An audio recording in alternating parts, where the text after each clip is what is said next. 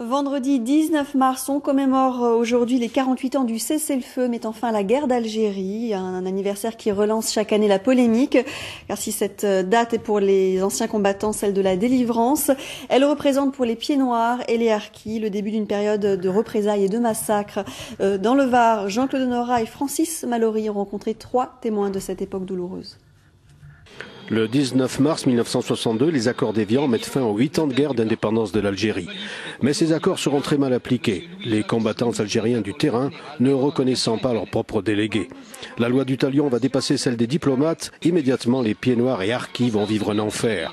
Une semaine seulement après le cessez-le-feu, c'est l'armée française qui tire sur une manifestation de Pieds-Noirs en plein centre d'Alger, bilan une 60aine de morts.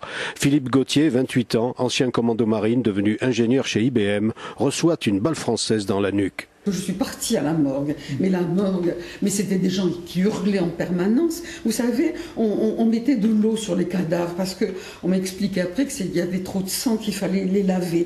Alors ils étaient tout nus, on les lavait, ils avaient des linges sur eux, mais on se disputait pour chercher son mort parce qu'ils étaient empilés les uns sur les autres. Je vous assure, on se disputait. Les femmes hurlaient, le tombait par terre.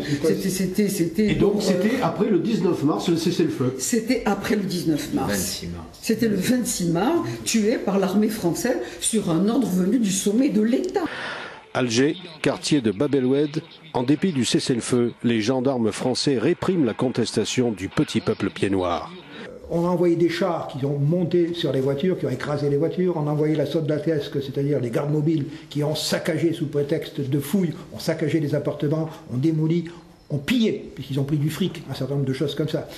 On a ramassé tout ce qui pouvait être population masculine, depuis l'âge de 12 ans jusqu'à 70 voire 80 ans, qu'on a envoyé dans des camps.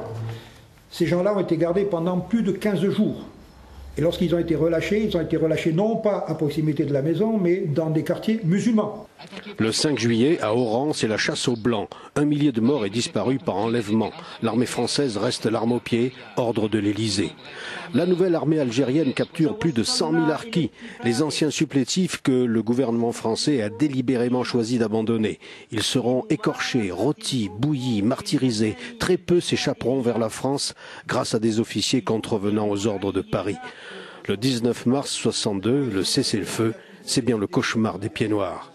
Pour moi le 19 mars, c'est le déshonneur de l'armée française. C'est pour ça que je ne comprends pas qu'on puisse commémorer. C'est pire qu'une armistice. De 40 ou d'autres. Demain, la plupart des anciens combattants d'Algérie célébreront le cessez-le-feu du 19 mars. Les Pieds-Noirs, eux, viendront exprimer à nouveau leur inextinguible blessure. L'histoire d'un crime d'État soigneusement mis sous l'éteignoir depuis 48 ans.